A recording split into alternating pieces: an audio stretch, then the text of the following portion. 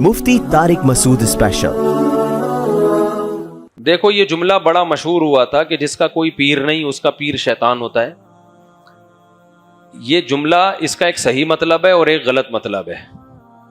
सही मतलब तो ये है कि जब आपके पास इल्म भी नहीं है, तरबियत भी नहीं है और आप किसी को अपना मेंटोर भी नहीं बनाते, आप खुद ही अपने आप को सब कुछ समझते हो, तो फिर यकीनन शैतान आप पर हावी होगा।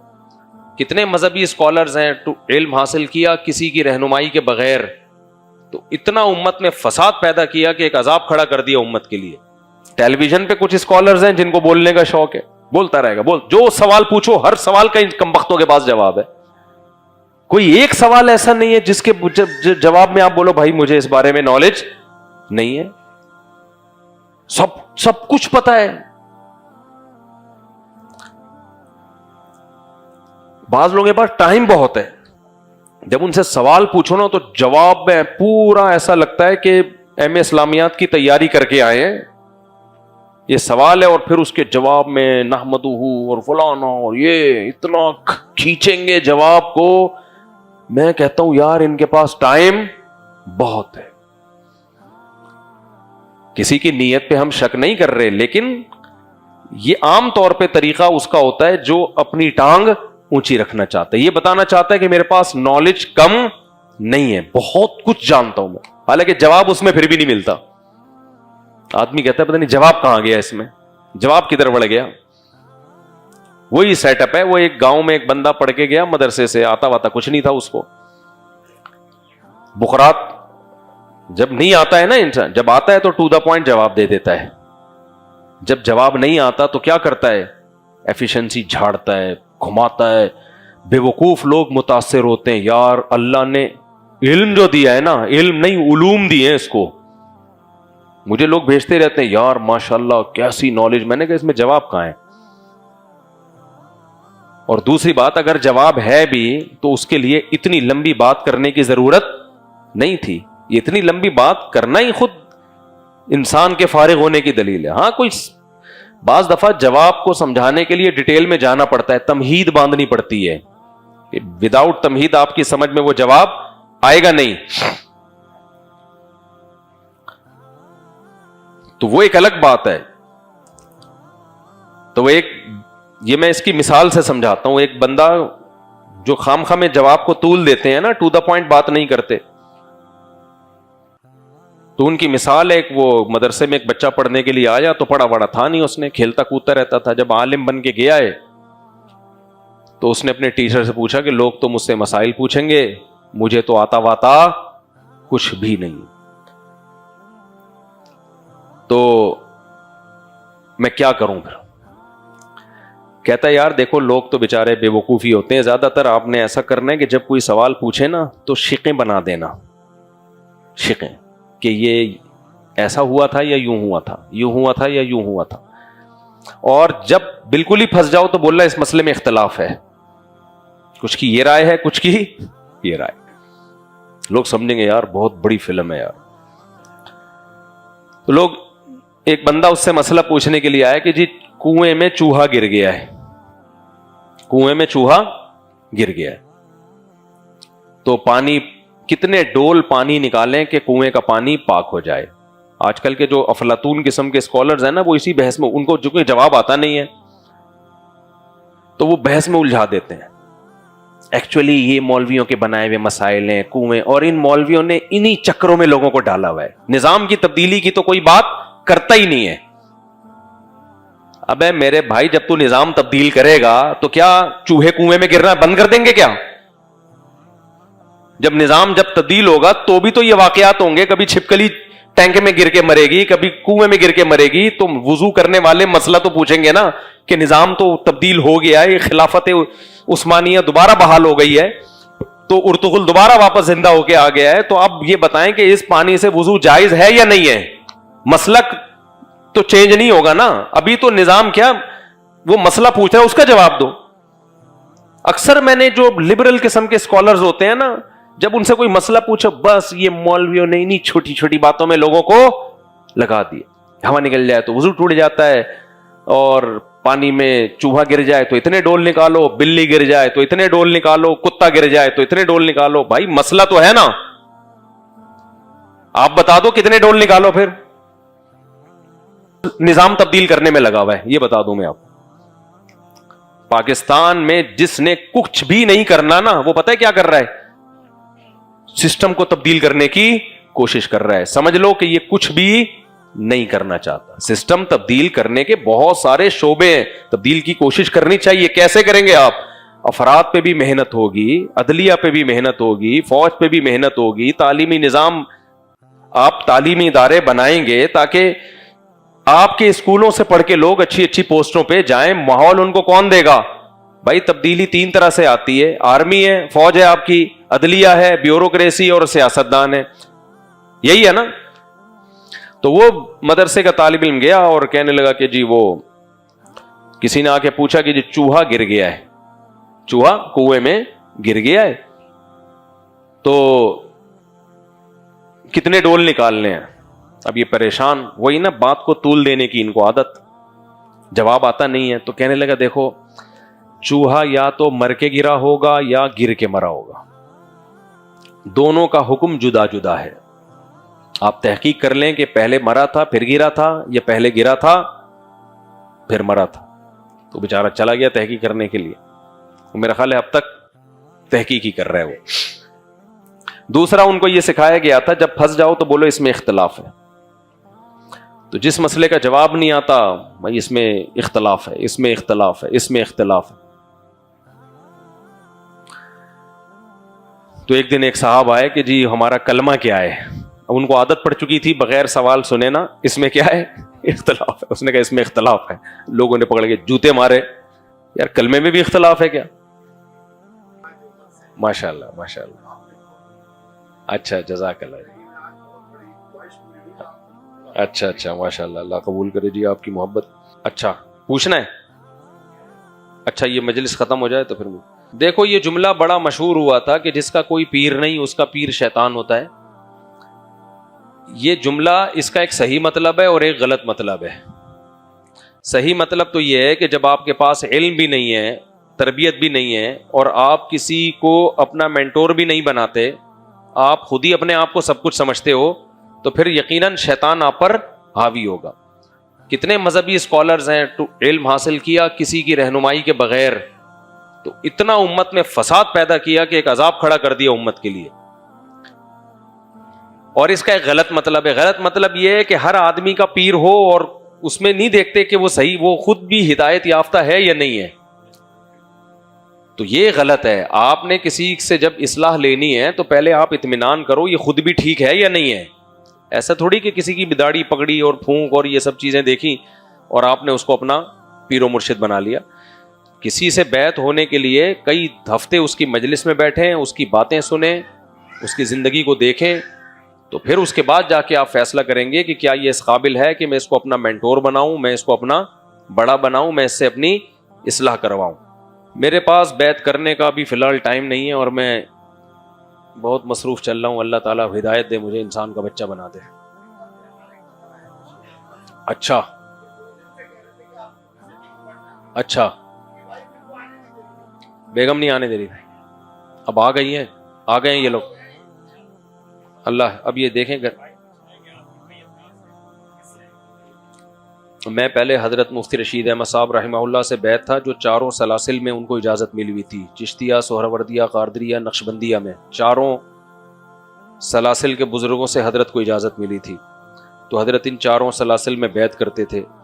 उसके बाद हजरत ने के जो नाइब थे हजरत मुफ्ती अब्दुल रहीम साहब, उनसे फिर बैत हुआ, तो उनसे फिर इजाज़त मिली मुझे।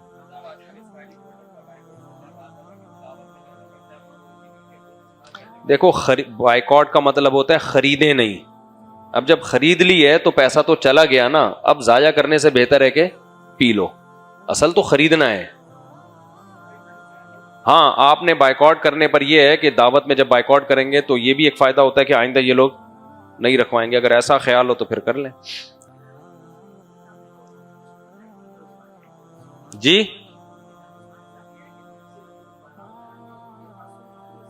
पता پتہ نہیں, میرے علم میں نہیں ہے, جب تک ان سے ڈائریکٹ رابطہ نہ ہو ایسی. حضرت مفتی تقی صاحب بہت ہی معتدل, بہت سوچ سمجھ کے رائے رکھتے ہیں.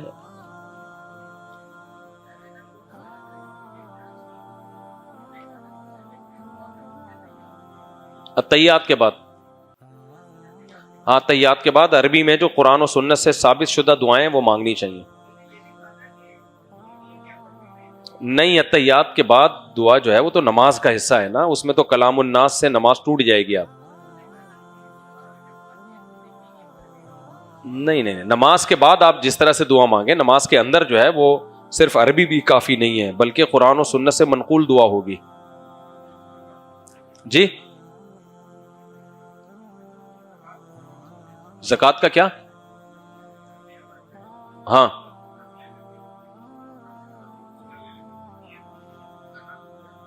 بھائی 2-3 گھر آپ نے رہنے کے لیے تھوڑی لیے ہوں گے, اسی نیت سے لیے ہوں گے نا بیچ دوں گا بعد میں. ہاں اگر اس لیے تو پھر زکوٰۃ نہیں ہے ان پہ. مسجد کی توسیع کی بات چلائیں, آج بہت سارے نمازی واپس چلے گئے. مسجد میں بہت سارا کام ہے, لیکن بات یہ ہے کہ اتنے کام کے لیے کروڑوں روپے چاہیے, اور کروڑوں روپے کے لیے ہر وقت چندہ منہ سے پھوٹتے رہو تو چندہ ہوگا. اور یہ میرے بس میں ہے نہیں کہ میں کشکول لے کے کھڑا ہو جاؤں چندہ. بھائی یہ بڑا ڈھیٹ بننا پڑتا ہے. مسجد کی کنسٹرکشن, ہمارے آس پاس کی جتنی مسجدیں ہیں نا ایک شیش محل بن گئی ہیں. الحمدللہ اچھی بات ہے. ایسے ہماری مسجد ابھی بھی جب میں نیٹ پہ دیکھتا ہوں نا ایسا لگتا ہے سارے غریب ادھر اکٹھے ہوئے ہیں بیچارے. تو بالکل غریبوں والا حال ہے ہماری مسجد کا. اس کی وجہ یہ ہے کہ امام طاقتور نہیں ہے, یعنی میں امام پاورفل طریقے سے چندہ مانگے, لوگوں کو ترغیب دے اور دے دنا دن چندہ ہی کرتا رہے, پھر جا کے لوگوں کی جیبوں سے پیسہ نکلتا ہے. ہم سے یہ کام ہوتا نہیں ہے. ہم کہتے ہیں دینا دو, تمہارے باپ کے نوکر تھوڑی بیٹھے ہوئے ہیں کہ ہم تم سے کی بھیک مانگتے رہیں گے. تو کسی کو خود خیال آ جائے بنا دو مسجد, اللہ کا گھر ہے, کیا خیال ہے بھائی. تو میرے منہ سے نکلتے نہیں ہے چندہ, بہت مشکل ہوتی ہے. میں بتا دیتا ہوں بھائی یہ ہے, آپ لوگ کرنا چاہیں تو ثواب ملے گا آپ کو انشاءاللہ. سوری بات کاٹ رہا ہوں, مسجد میں بہت کام ہے, بہت کام. امام اور مؤذن کے گھر کی حالت آپ جا کے دیکھ لو, بے ہوش ہو جاؤ گے آپ. امام سے مراد میں, اب میرا جو گھر مسجد کا ہے نا میرا تھوڑی ہے, تو یہ تو کمیٹی کی ذمہ داری ہے نا. لیکن میں نے تو کسی حد تک ریپیئر کروا لیا, کمیٹی سے پیسے نہیں لیے. مؤذن کا ویسے ہی پڑا ہوا ہے گھر. اور میرا بھی جو گھر ہے وہ آپ جا کے دیکھیں نا, آپ کو لگے گا یار یہ یہاں بیٹھ کے بڑی بڑی باتیں کر رہا ہے. گھر میں وینٹیلیشن نہیں ہے, ہوا کا بہت. میں بھی شفٹ کر رہا ہوں وہاں سے گھر, اپنے خرچے پہ کرائے پہ دوسرا گھر لے رہا ہوں. گھر رہنے کے قابل نہیں ہے. تو وجہ اس کی یہ ہے کہ مسجد کمیٹی کہاں سے کرے. مسجد کمیٹی والوں کے پاس ایک بات ہے, بھائی پیسے ہی نہیں ہے. تو پیسے ہی نہیں ہے تو پیسے اب امام چندے مانگتا ہے تو ہر وقت. اور گھر سے زیادہ تو پہلے مسجد ہے نا, مسجد چھوٹی پڑ رہی ہے. آج کتنے نمازی سڑک پہ کھڑے ہوئے تھے بیچارے. تو مسجد کی توسیع کا کام ہے, اس کو بڑھا کے آگے لے کے جانا ہے. ہال بڑا ہو جائے گا تو نمازیوں کی جگہ بن جائے گی. یہ پیچھے وضو خانے کو سارا اوپر عمارت گرا دینی ہے تاکہ صحن کیا ہو جائے, کھلا ہو جائے. لیکن اس کے لیے کیا چاہیے, روکڑا. اور روکڑے کے لیے صبح و شام کہتے ہیں نا چندہ مانگنے کا اصول ہے, ہر وقت مانگو, سب کچھ مانگو, ہر ایک سے مانگو. ہر وقت منگے وہ بنے رہو منگتے. تو منگتے بنے رہے تو پھر ٹھیک ہے, منگتے بنا نہیں جاتا ہم سے, سمجھتے ہو. اس لیے ایسے ہی چلتے رہو. کیا حضرت, اچھا لوگوں کی ایک نفسیات یہ بھی ہے کہ جس مسجد میں کنسٹرکشن کا کام ہو رہا ہوگا نا, چھت کی بھرائی ہو رہی ہوگی, تو مسجد والے کیا کرتے ہیں, شٹرنگ ڈال کے نا چھت بناتے نہیں ہیں, اندر اندر فانوس لگا رہے ہوں گے, ٹائلیں لگا رہے ہوں گے, ڈیکوریٹ کر رہے ہوں گے. اس شٹرنگ کی وجہ سے لوگوں کو لگتا ہے مسجد کا کام جاری ہے. سب سے آخر میں چھت بنائی جاتی ہے تاکہ لوگ, یہ نفسیات ہے لوگوں کی. لیکن یہ چندہ مانگنے کا غیر اخلاقی طریقہ ہے, سمجھ رہے ہیں نا, کہ آپ یہ شو کریں, یہ دیکھو اندر اندر آپ اس کو بھرتے جاؤ. تو ہمارے یہاں جامعۃ الرشید کا بھی یہی حال ہے. لوگ جامعۃ الرشید دیکھ کے سمجھتے ہیں کہ بہت پیسہ ہے ان لوگوں کے پاس. بات یہ ہے کہ جو چندہ مانگنے کا ایک پروفیشنل طریقہ ہے نا, وہ ہمارے اساتذہ کو آتا نہیں ہے. تو اندر اندر انہوں نے وہ باہر انہوں نے بہت اچھا بنا دیا, جیسے جیسے پیسے آتے گئے. بھائی مدرسے کی لک تو اچھی ہو نا, تو اس کو دیکھ کے لوگ سمجھتے ہیں پتہ نہیں کوئی شیش محل ہے, یہ کیا ہے. اچھا بھائی کیا حضرت یوسف کے بھائیوں کو نبوت ملی تھی جنہوں نے انہیں کنویں میں ڈال گرایا تھا؟ نہیں بھائی، پیغمبر نبوت سے پہلے بھی کبیرہ گناہ کے مرتکب نہیں ہوتے. بھائی کو کنویں میں ڈالنا یہ تو کبیرہ گناہ ہے نا، تو ان کے بھائیوں کو نبوت نہیں ملی تھی. مفتی صاحب، اسلامک بینکوں میں کراچی انٹر بینک کے ذریعے باہم سود پر لین دین ہوتی ہے، تو اس کے باوجود اسلامک بینکنگ جائز ہے کیا؟ اسلامک بینکوں کے لیے اسٹیٹ بینک کے اصول دوسرے بینکوں سے مختلف ہیں. اسٹیٹ بینک اسلامی بینکوں کے ساتھ سود کا معاملہ نہیں کرتا، تو یہ آپ کو کسی نے غلط خبر دی ہے. اور اگر بالفرض کر بھی رہا ہے تو اگر ایک آدمی کا سودی لین دین بھی کسی سے چل رہا ہے لیکن اس کی اکثر آمدن حرام نہیں ہے، تو اور آپ کے ساتھ بھی وہ لین دین جائز طریقے سے کر رہا ہے، تو آپ کا اس سے لین دین پھر بھی کیا ہوگا؟ وہ جائز ہوگا. یہ لو بھائی. اچھا بھائی جلدی. کوئی کہتا ہے کہ صرف اپنے شیخ کا بیان سنو، جبکہ کوئی کہتا ہے سب اہل حق کی بات سنو تو پتہ چل جائے گا کہ اب میں اصلاح نفس وہ روحانی کے لیے کیا کروں. دیکھو، شروع میں جس سے بیعت ہو تو صرف اسی کی سنو، کیونکہ بیسیوں لوگوں کو سننے سے نا انسان کا دماغ خراب ہو جاتا ہے. لیکن بیعت ہونے سے پہلے 100 دفعہ سوچو کہ جس سے بیعت ہو رہا ہوں یہ خود ٹھیک ہے یا نہیں ہے. اس کے پاس علم بھی ہونا چاہیے، تقویٰ بھی ہونا چاہیے، بدعت سے دور ہو، تو پھر اس کے ہاتھ میں بیعت ہو جاؤ اور پھر ایک طویل عرصے تک صرف اسی کی سنو. کیونکہ دائیں بائیں ہر ایک کو سن کے نا علم ہوتا نہیں ہے، تو سوائے کنفیوژن کے کچھ بھی حاصل نہیں ہوتا. یہ جو کہتے ہیں نا ہم ہر ایک کو سنتے ہیں تو یہ پاگل ہو جاتے ہیں تھوڑے دنوں میں.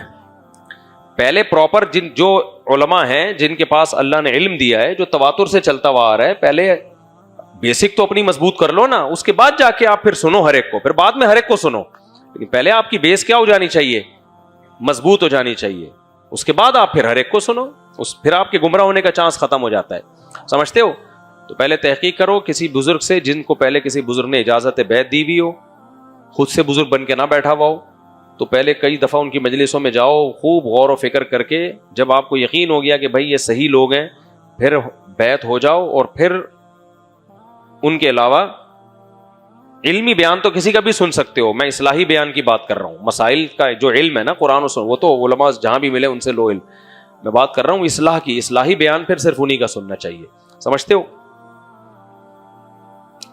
دوسرا، ہر انسان کو ہر عالم بزرگ سے مناسبت نہیں ہوتی، تو کیسے پتہ چلے گا کہ کون سا عالم سے اصلاحی تعلق قائم کریں؟ بھائی یہ بات بھی درست ہے کہ ہر انسان کو ہر ایک سے فائدہ نہیں ہوتا، تو اس کا طریقہ یہ ہے کہ ہر ایک کی مجلس میں بیٹھ کے دیکھو فائدہ کس سے ہو رہا ہے، مناسبت کس سے ہو رہی ہے، تو وہاں سے پھر بیعت ہو جاؤ.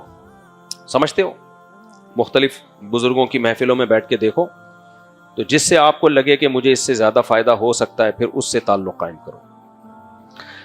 ہاں حضرت، بعض دفعہ کوئی دوسرا عالم ایسا بیان کر دیتا ہے کہ اس سے اسلام کی اہمیت، جہاد کی اہمیت دل میں پیدا ہو جاتی ہے الگ سے، یا کوئی حل کی بات بیان کر دیتا ہے، یا کوئی کرامت ہو جاتی ہے، یا تعریف سن لی جس سے آپ کے بارے میں وسوسے یا اہمیت کم ہونے لگتی ہے.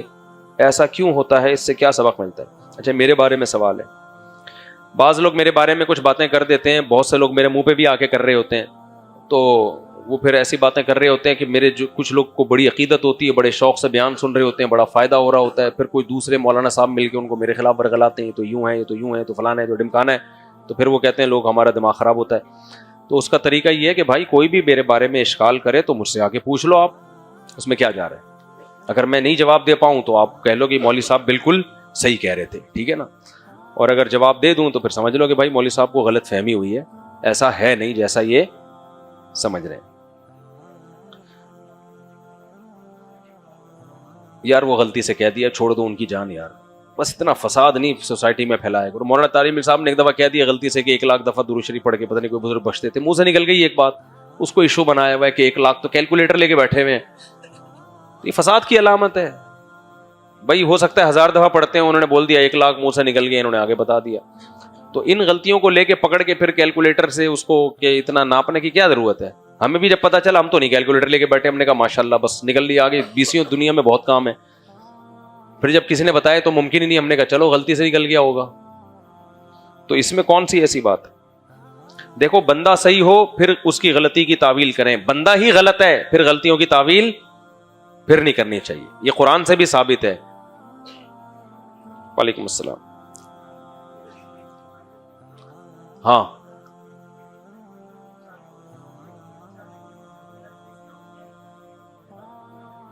اچھا کیا کرنا ہے عید کے بعد؟ عید تو بعد آ گیا ہے نا, عید نکاح ہوگا.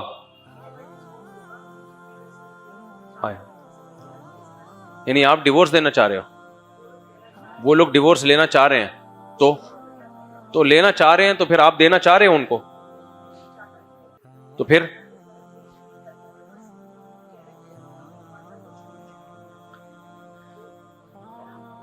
دیکھو میں ڈیورس کے مشورے تو کبھی بھی نہیں دیتا, یہ تو آپ کا پرسنل معاملہ ہے نا, یہ تو بہت مشکل ہے. جب تک دونوں طرف کی بات نہیں سنوں گا میں, یا تو ان کی اس پارٹی کو بھی لے آؤ, ہاں اتوار کو نا عصر میں دونوں آ جاؤ, ان کو بھی لے آئیں, پھر میں دونوں کی بات سن کے کوئی مشورہ دے سکوں گا. کریڈٹ کارڈ کی پیمنٹ وقت سے پہلے اگر دے دی تو سود دینے کا گناہ تو نہیں ہوگا, لیکن کریڈٹ کارڈ میں ایگریمنٹ تو سودی ہے نا, کہ شرط پہ لے رہا ہوں کہ اگر دیر کی تو سود دوں گا, تو بلا ضرورت کریڈٹ کارڈ لینا جائز نہیں ہے. جہاں ضرورت ہو مجبوری ہو ایک پھر الگ بات ہے. اچھا بھائی جلدی سے, اور کون ہے کوئی؟ جی ابے بھائی بعد میں ملیں گے نا, بعد میں یہ سارے لگ گئے نا تو میں تو کسی اگلی عید کے قابل ہی نہیں رہوں گا. میں بھی بہت دور سے, میں بھی تو انسان کا بچہ ہوں نا بھائی. اچھا آپ کیا کہہ رہے ہیں؟